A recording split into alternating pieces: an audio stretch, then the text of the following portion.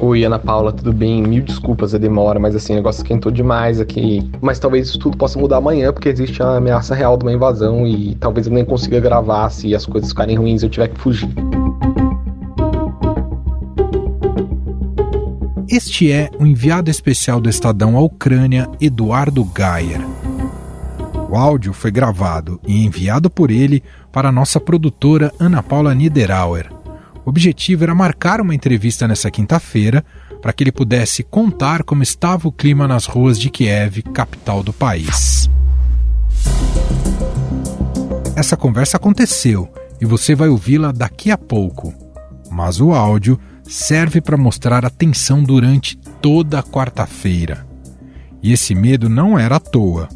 11 horas da noite, horário de Brasília, o presidente da Rússia, Vladimir Putin, anuncia uma ação militar para proteger as regiões separatistas de Donetsk e Luhansk. Мною принято решение о проведении специальной военной операции. Ao mesmo tempo, na ONU, acontecia um encontro de emergência do Conselho de Segurança com a presença de Rússia e Ucrânia. Os diplomatas ucranianos começaram a acusar os russos de terem começado uma invasão ao país e relataram que bombas estavam sendo jogadas em várias cidades.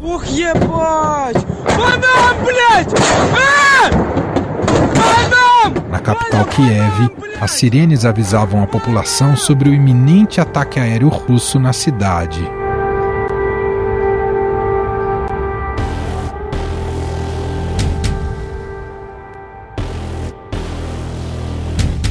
As notícias ainda eram desencontradas, mas a reação dos países ocidentais foi imediata.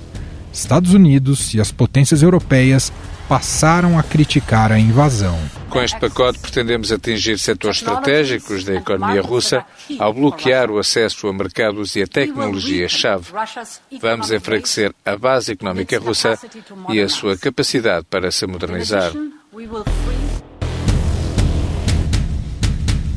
Essa é Ursula von der Leyen, presidente da Comissão Europeia. Mas foi nessa quinta-feira que os discursos contra a Rússia subiram de tom. O secretário-geral da OTAN, Jens Stoltenberg, confirmou a possibilidade de apoio militar à Ucrânia. Nós pedimos à Rússia que interrompa a ação militar, retire suas forças da Ucrânia e escolha a diplomacia. Nós apoiamos plenamente a soberania e a integridade territorial da Ucrânia e seu direito à autodefesa. O presidente americano Joe Biden disse que Vladimir Putin e a Rússia sofrerão as consequências. Putin é o agressor. Putin foi quem começou essa guerra. E agora ele e o seu país sofrerão as consequências. Hoje eu estou autorizando sanções fortes e novos limites sobre o que pode ser exportado para a Rússia. Isso imporá custos altos à Rússia ao longo do tempo, tanto imediatamente ao longo do tempo. Eu acabo de falar com líderes do G7 essa manhã, estão todos alinhados. O presidente da Ucrânia, Vladimir Zelensky, anunciou que vai prover armas para quem quiser lutar contra os russos. Esteja pronto para proteger o seu estado em praças e cidades. O Conselho de Segurança da Ucrânia resolveu retirar qualquer tipo de sanção. Então, os cidadãos podem usar armas para defender o território. No meio de todo esse conflito está a população ucraniana e os estrangeiros que vivem no país. Lembra do nosso repórter Eduardo Geyer?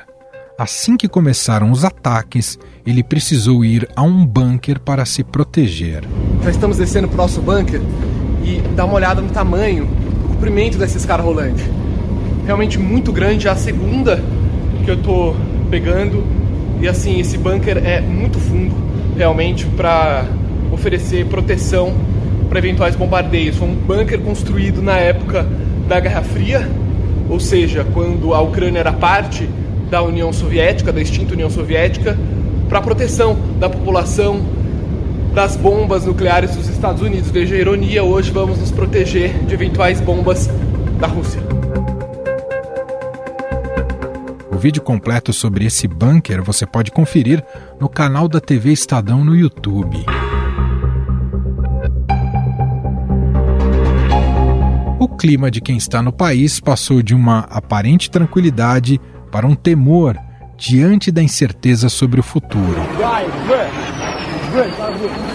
Essa tensão é ainda maior do que no último atrito em 2014, quando a Rússia invadiu a Crimeia e anexou o território.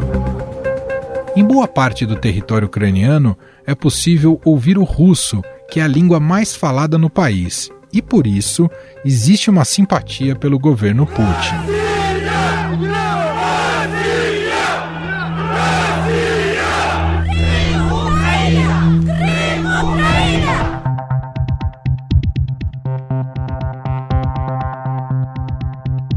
Principalmente em regiões que lutam pela independência e que têm o apoio russo, o som de bombas e disparos de armas de fogo é recorrente. A comunidade de brasileiros no país é pequena. De acordo com o embaixador do Brasil na Ucrânia, são cerca de 500 brasileiros vivendo lá. Nesta quinta-feira, um vídeo de jogadores de futebol brasileiros que jogam no país pedindo ajuda para deixar a Ucrânia, viralizou nas redes sociais. Aqui estamos todos reunidos aqui, jogadores do Dinamo, do Shakhtar, com as nossas famílias, e a gente está hospedado aqui no hotel devido a toda a situação. A gente está aqui pedindo ajuda de vocês para promover esse vídeo, devido à falta de combustível que existe na cidade, fronteira fechada, espaço aéreo fechado, então a gente não tem como a gente sair. A gente pede muito apoio ao governo do Brasil que possa nos ajudar. E espero que vocês possam nos ajudar a promover esse vídeo e alcançar o máximo de pessoas possível. Nós conversamos com o ex-jogador do Flamengo, Bill, que joga pelo Dnipro da Ucrânia há 1 ano e 2 meses. Ele relatou os momentos de tensão que tem vivido desde ontem. Cara, um clima totalmente assustador, incrivelmente assustador. Eu tava quando eu saí de casa, eu tava dormindo, era 5 horas da manhã, eu recebi uma ligação da minha mãe, ela viu uma entrevista e falou que iam invadir. Aí eu fiquei meio assustado, acalmei ela, mas até então não tinha nada. Acalmei ela e voltei a dormir. Quando foi 6 horas, eu recebi a ligação de um companheiro meu, que mora no apartamento embaixo de mim, falando que era pra gente sair, que ele ouviu um barulho muito grande. Tipo, ele viu na janela caindo tipo uma bola de fogo, e aí eu já levantei desesperado, só consegui. A minha sorte é que eu voltei da pré-temporada agora tem um dia, né? Tava na Turquia, aí voltei da pré-temporada agora e não desfiz a mala, entendeu? Aí eu consegui só botar essa roupa que eu tô aqui desde manhã, peguei a mala e vim embora. E a nossa ideia é, assim que amanhecer, a gente pegar o carro, todo mundo aqui, graças a Deus, está com o carro, tá? A gente pegar o carro e ir a direção à Polônia, entendeu? Que é um país teoricamente mais perto, né? Sim. A gente tentar cruzar a fronteira e sair do país. E tem outras também, porém as informações que a gente tem é que também é perto da Rússia, que tem bloqueio russo, então a gente não sabe se é verdade, se a gente está, e a gente não vai pagar para ver, né? Claro. Então, assim, a mais segura, vamos dizer assim, é da Polônia. O desespero do jogador era visível, tanto que ele fez esse apelo no final da conversa. Desculpa te interromper, mas eu quero aproveitar a oportunidade aqui também, a visibilidade de vocês, para que vocês puderem fazer para nos ajudar, cara, também para divulgar. Pode contar com a gente. Para chegar alguma autoridade, sei lá, as pessoas que puderem nos ajudar, eu não sei, cara.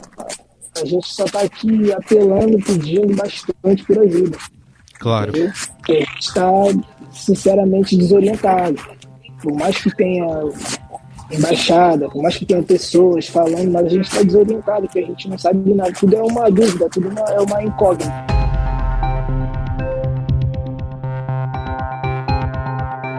No sábado, a Embaixada Brasileira na Ucrânia já tinha publicado um aviso nas redes sociais recomendando que os brasileiros no país redobrassem a atenção e que evitassem visitas às províncias ocupadas. Mas a preocupação e o temor não são somente de lá para cá. O Brasil é a quarta nação com mais imigrantes e descendentes de ucranianos no mundo. São 600 mil pessoas, a grande maioria no Paraná. Nós acordamos hoje a humanidade, não só nós descendentes do ucraniano, o povo brasileiro todo, atônitos da maneira de como a Rússia vem rasgar a Carta das Nações Unidas. Queremos dizer o seguinte, que essa agressão da Rússia, ela não agride só o povo ucraniano, ela agride a Europa, ela agride a humanidade. Este é Vitório Sorichuk, presidente da representação central ucraniano-brasileira. Muito diferente do presidente Jair Bolsonaro, que no encontro com o colega russo Vladimir Putin, afirmou que o país se solidarizava com a Rússia. Somos solidários à Rússia. Tenho certeza que até mesmo essa passagem por aqui dá um retrato para o mundo que nós podemos crescer muito nas nossas relações bilaterais. O discurso mudou. Além do Itamaraty condenar a invasão russa, o vice-presidente Hamilton Mourão disse que o Brasil não ficará neutro nessa questão. O Brasil não está neutro. O Brasil deixou muito claro que ele respeita a soberania da Ucrânia. Então o Brasil não concorda com uma invasão do território ucraniano. Isso é uma realidade.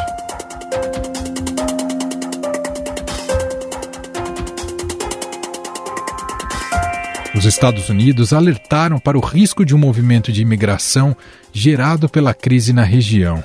A invasão russa da Ucrânia pode gerar uma nova crise de refugiados com até 5 milhões de pessoas deslocadas.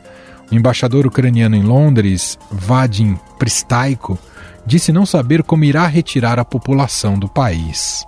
Enfim, nós estamos tentando entender o que pode ser feito agora e que tipo de sistemas militares e financeiros podem ser fornecidos agora.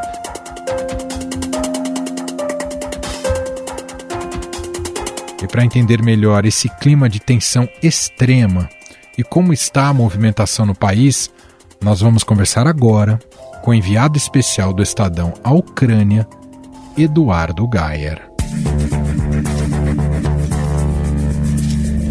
Olá, Geyer, seja muito bem-vindo, obrigado por conseguir conversar aqui com a gente. Oi, Emanuel, olá a todos os ouvintes, um prazer conversar com vocês nesse podcast que eu acompanho tanto, que é o Estadão Notícias.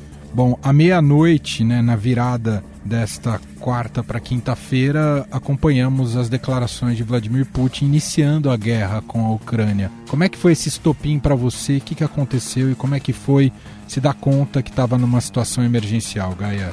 Falar para você, Emanuel, que na véspera eu já comecei a sentir que o negócio iria esquentar. E te confesso que eu não consegui dormir nessa noite de quarta para quinta-feira, porque estava pressentindo, não era nem um pressentimento, né? Estava ficando cada vez mais claro que a guerra era iminente. Então fiquei acordado durante a madrugada com alguns cochilos e de repente veio o anúncio de que o presidente Vladimir Putin tinha decidido invadir a Ucrânia. Nesse momento eu já comecei a tentar contatar a embaixada brasileira aqui em Kiev, na Ucrânia, para ver qual seria o procedimento. Você, só para a gente localizar para o nosso ouvinte, você está na região central de Kiev, hospedado num hotel, é isso, Geyer? Exatamente. Eu estou num hotel bem no centro de Kiev, na Praça da Independência, a praça mais importante aqui da cidade. Por que eu escolhi ficar nesse hotel nessa quinta-feira? Eu não estava hospedado aqui, eu vim para cá depois da invasão. Primeiro porque é um hotel em que estão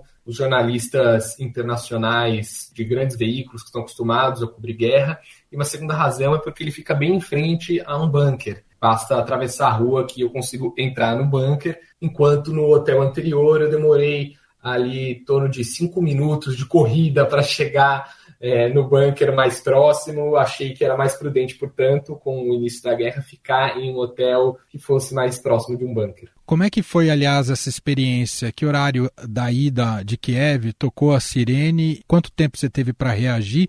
E como é que é o bunker? Como é que você explica para a gente, Geyer?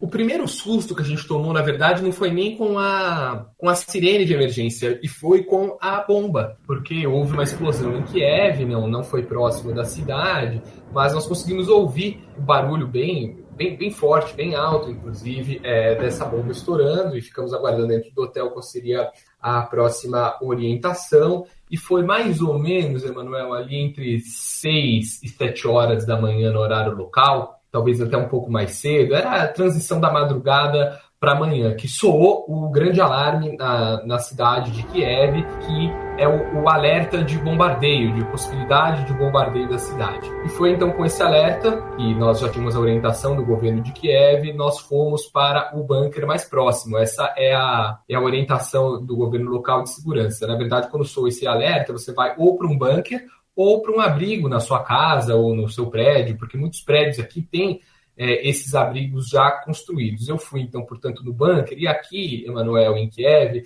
a grande maioria das estações de metrô tem um bunker, funciona como um bunker, e foi esse caso. Eu fui até uma estação de metrô que era um bunker para me abrigar. E a grande curiosidade dessa questão é que esses bunkers, essas estações de metrô, foram construídas na Guerra Fria, quando a Ucrânia era parte da União Soviética comandada por Moscou. Esses bunkers foram construções para proteger a população de um possível ataque nuclear dos Estados Unidos. E olha como é que são as coisas. Hoje, esses mesmos bunkers foram utilizados para se proteger dos russos, que foram quem construíram os bunkers lá durante a Guerra Fria na década de 60. Basicamente é uma estação de metrô, Emanuel, não tem segredo, uma estação de metrô como outras que nós vemos em São Paulo, em Brasília, no Rio de Janeiro, mas muito, muito, muito fundas. Eu acho que eu fiquei ali em torno de uns 2 minutos só na escada rolante, descendo, assim, uma única escada rolante, porque é realmente muito, muito fundo e tem toda a proteção, a construção de concreto, ela é feita de forma a suportar os bombardeios. E nós ficamos ali, como posso dizer, num canto, vamos dizer, é o canto de uma estação de metrô. E lá eu cheguei a encontrar famílias, mulheres com crianças de colo, idosos, tem até uma criança chorando, as famílias todas com malas de roupas, malas com comida também, alguns mantimentos, porque quando você entra no bunker, você não sabe quando você vai sair. Essa que é a grande angústia de quem entra em um bunker. Mas depois de um certo tempo, que não houve nenhuma grande explosão e nem um outro alarme de emergência, nós deixamos o bunker e viemos, eu falo nós porque estamos aqui com outros jornalistas brasileiros também, nós deixamos o bunker e viemos até esse outro hotel que é bem em frente ao bunker e que estamos todos os jornalistas, portanto, aqui fazendo a cobertura.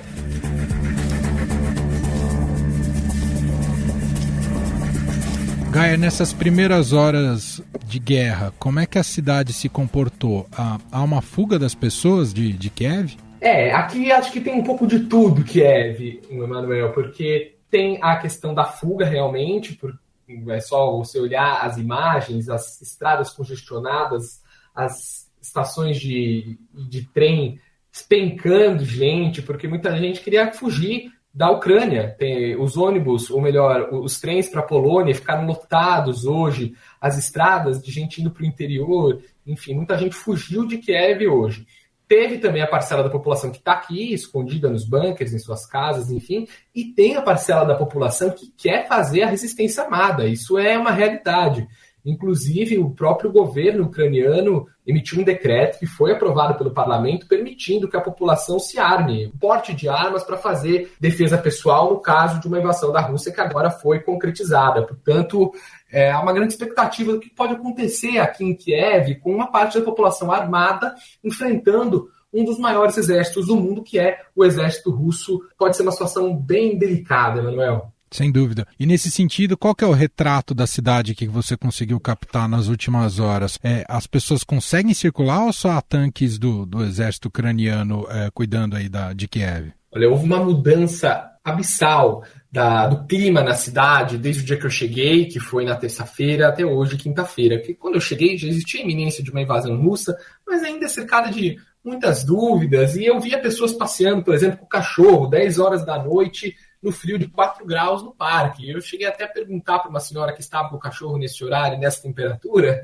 e falei, a senhora não tem medo da guerra? E ela me disse, eu tenho medo sim, mas a vida tem que continuar. Então, esse era o clima, Emanuel, em Kiev.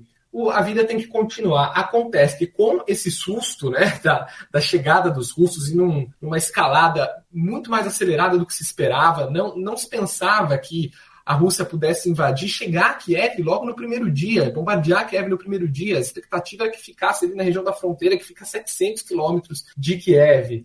Então, com a chegada da invasão russa, o que a gente viu foi desespero nas ruas, sim. Hoje eu fui a um supermercado para tentar estocar aqui algumas coisas no meu quarto, porque já há uma crise de abastecimento, e eu vi pessoas desesperadas pegando os mantimentos nas prateleiras, vi prateleiras vazias, pessoas andando com passo muito acelerado nas ruas.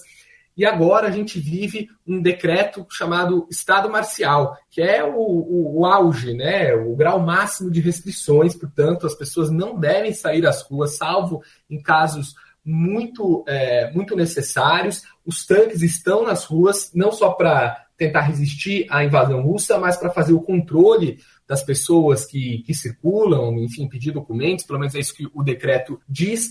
A cidade está realmente vazia, Manuel. Eu estou falando com você agora, olhando pela minha janela aqui do quarto do hotel. Não vejo ninguém caminhando nas ruas, mas vejo um tanque parado bem na transversal da rua, já aguardando a chegada dos russos que se aproximam de Kiev. Como é que é planejar o trabalho como repórter num contexto como esse de guerra, Geyer? Como é que você tem lidado com isso? É uma cobertura muito diferenciada e que eu nunca tinha feito, Emanuel. Eu vim para a Europa para cobrir a viagem do presidente Bolsonaro a Moscou e a Budapeste. E como eu já estava aqui na Europa e havia iminência de guerra, o comando do jornal me convidou para fazer essa cobertura, e eu prontamente aceitei pela missão realmente jornalística que envolve estar aqui nesse momento tão importante, e vim para cá, e então foi mais ou menos às vésperas que isso foi sendo organizado. Então há alguns detalhes que a gente se preocupou no começo. Por exemplo, o primeiro hotel que eu peguei era um hotel mais distante de possíveis alvos de bombardeio, distante de Palácio de Governo, Congresso e Palácio da Justiça, lugares que pudessem estar sob a mira dos russos em caso de bombardeio. Um outro ponto importante, ter rota de fuga. Ok, se os russos chegarem,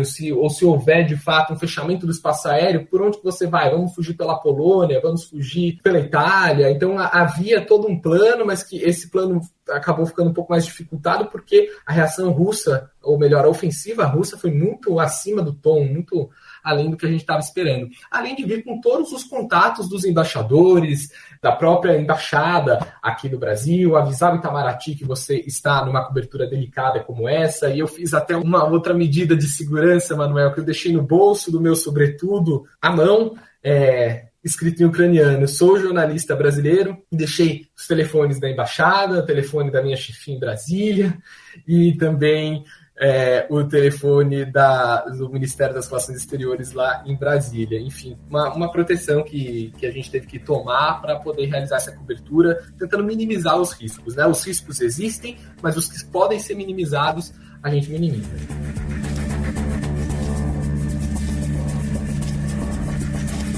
A embaixada, pelo que você tem acompanhado, a embaixada brasileira na Ucrânia tem conseguido dar esse suporte aos brasileiros ou quem esteja passando por aí, Geyer? A embaixada brasileira aqui na Ucrânia fez um levantamento de todos os brasileiros que estão aqui e aqueles que desejam agora sair do país, principalmente depois da invasão russa. Neste momento, o que a gente tem o Itamaraty tentando negociar um plano de evacuação dos brasileiros que desejam sair. Isso ainda não está definido, ainda não foi informado como que isso será feito, nem quando, porque se procura realmente um contexto de segurança para fazer, portanto, esse deslocamento dos brasileiros para algum outro país europeu, e a partir desse outro país europeu, os brasileiros poderem voltar ao Brasil. Você falou sobre aquela primeira explosão, né, que fez com que você fosse ao bunker. Tem tido mais explosões, aviões que cortam o céu aí de Kiev? Há esse tipo de sonoridade, de paisagem sonora nos céus de Kiev?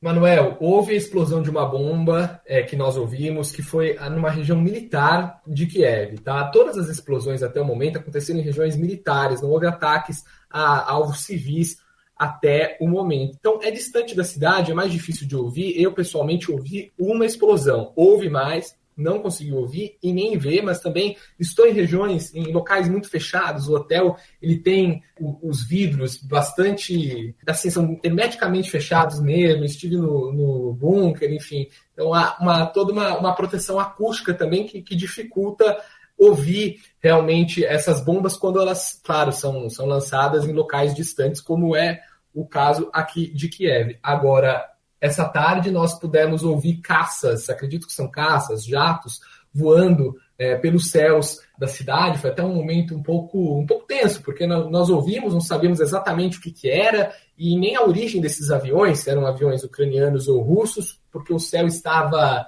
nublado, não dava para enxergar essas aeronaves, mas pelo barulho supersônico daquele tipo quase que ensurdecedor, eu posso te afirmar, aeronaves sobrevoaram hoje o céu de Kiev, apesar do fechamento do espaço aéreo. Muito bem, esse é Eduardo Geyer, enviado especial do Estadão a Kiev, está lá no coração de Kiev, acompanhando e relatando um pouco das primeiras horas dessa guerra iniciada pela Rússia e o drama que implica uma guerra dessa proporção num contexto e num momento como esse do planeta. Geyer, te agradeço, tem feito um trabalho excelente, obrigado por toda a cobertura e seguimos torcendo por você e te acompanhando daqui. Obrigado, viu, Geyer? Muito obrigado, Emanuel, é um prazer conversar com vocês e que venham tempos de paz, precisamos.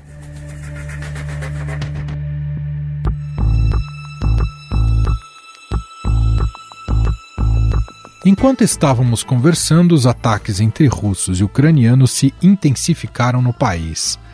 O exército da Ucrânia informou mais de 200 investidas das forças invasoras. Já a Rússia diz ter destruído mais de 70 alvos ucranianos. Entre esses estão 11 campos de pouso, 3 pontos de comando e uma base naval.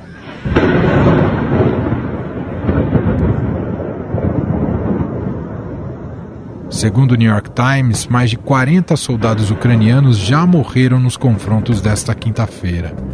E para falar sobre o avanço militar russo na Ucrânia, nós vamos conversar com o repórter especial do Estadão, Roberto Godoy.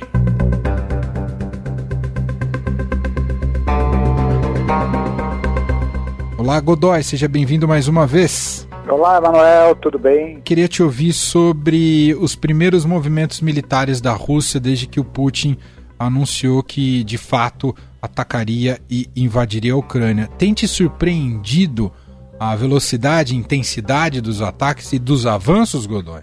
Tem sido uma surpresa, sim. E o que eu posso te dizer é o seguinte, se a gente pudesse fazer um balanço, ainda que com restrições dá para ser feito, as primeiras 12 horas da ofensiva, as notícias são as piores possíveis. Deu tudo certo para a Rússia. Eles conseguiram atingir todos os objetivos, o número de perdas muito pequeno, essa história, tanto que eles nem estão se preocupando muito em entrar naquela história de desmentir, derrubou o avião, não derrubou e tal. Não, eles estão admitindo, quer dizer, 8 aeronaves, entre as quais helicópteros, derrubados pela defesa aérea ucraniana, é muito pouco, considerando todo o tamanho do movimento. Outra coisa é que fizeram um movimento, o movimento de tropa está sendo feito de uma maneira muito cuidadosa, né? Não tem muita tropa envolvida, mas eles estão fazendo uma coisa que é o novo modelo de guerra. Quer dizer, começa sempre à noite e sempre do ar, e sempre com mísseis de alta precisão. Foi exatamente, o primeiro míssil caiu às 12h37, exatamente em cima do prédio do Comando Conjunto das Forças Armadas da Ucrânia, né, em Kiev. E a partir daí não parou mais. Agora, são sempre esses ataques são precisos, têm atingido lugares certos. Quando não, em algum momento, como já aconteceu, eles fizeram um ataque utilizando foguetes. A diferença entre foguete e míssil é que o míssil é guiado. Você tem uma carga eletrônica dentro dele, uma espécie de central eletrônica, que faz com que você programe uma coordenada e o míssil vai até essa coordenada, ele procura, né? Ele faz uma navegação, um míssil de cruzeiro. Ele faz uma navegação até o ponto em que você quer que ele chegue e ele chega lá, né? O foguete não, o foguete ele vai numa determinada direção e aí ele tem um efeito de dispersão. Por isso é que são lançados muitos. Têm sido usados também para atacar instalações da infraestrutura, que não é necessariamente a infraestrutura militar, mas a infraestrutura do país. Centrais de energia, áreas de refino de combustível, centrais de comunicações, entroncamentos rodoferroviários, como aconteceu ali pertinho de Kiev. Então a ideia aparentemente é desidratar, diminuir a capacidade de reação, a capacidade ucraniana, que é modesta em relação ao contingente, ao efetivo, mesmo apenas se a gente se reportar o efetivo mobilizado para o ataque, não é? Mas, de qualquer forma, ele é muito inferior, mas é sofisticado, tem um certo grau de sofisticação. A gente não pode esquecer, né, Manuel, que a Ucrânia, na época da União Soviética, era uma potência nuclear que chegou a ter 4.000 armas atômicas estocadas lá dentro, né? Godoy, te fazer uma última pergunta em relação à reação da comunidade internacional, especialmente dos Estados Unidos, anunciando sanções. Elas terão efetividade no sufocamento aí ao Putin? Isso poderá significar uma derrota para o Putin ou é muito pouco, Godoy? Eu acho que ainda é muito pouco. O Putin é um sujeito extremamente matreiro, por assim dizer, politicamente, né? A gente está usando, é uma raposa política de grande habilidade. A história dele é uma história hoje conhecida. É um ex-agente da KGB, que virou dirigente da KGB. Depois, quando acabou a União Soviética, ele integrou e liderou o grupo que criou as duas novas agências de inteligência, a FSB, que é a agência, digamos, civil, por assim dizer, e a NKVD, e eu aqui portuguesei a pronúncia, né? Que é a militar, é o braço militar. Depois disso, em 2000, ele se candidatou e virou presidente. E ele está no poder desde 2000, veja, 22 anos no poder, né? Criou uma legislação que é aprovada pelo Congresso, pelo Parlamento russo, pelo qual ele pode ser candidato até 2036. Então, se nenhum dos atuais dirigentes do mundo, nenhum dos líderes mundiais estava no poder quando ele assumiu, nenhum deles, ou pouquíssimos deles, provavelmente estarão quando ele ainda estiver disputando uma eleição em 2036. Então você percebe nitidamente que o sujeito tem capacidade de negociação aí. Então, com certeza, e ele deixou isso claro hoje naquela reunião, na reunião que fez com empresários, ele cuidou, imaginava que viriam as sanções, e ele cuidou de estabelecer recursos para que as sanções não atinjam tão profunda, nem tão diretamente quanto pretende o Ocidente, a estrutura da economia de produção dentro da Rússia. Muito bem, esse é Roberto Godoy, repórter e colunista, repórter do Estadão, colunista aqui da Rádio Dourado. Um grande abraço. Obrigado. Estadão Notícias. Este foi o Estadão Notícias de hoje, sexta-feira, dia 25 de fevereiro de 2022. A apresentação foi minha, Emanuel Bonfim. Na produção, edição e roteiro, Gustavo Lopes, Jefferson Perleberg e Ana Paula Niederauer. A montagem é de Moacir Biasi. O nosso e-mail, podcast@estadão.com. Um abraço para você, um ótimo fim de semana e até mais.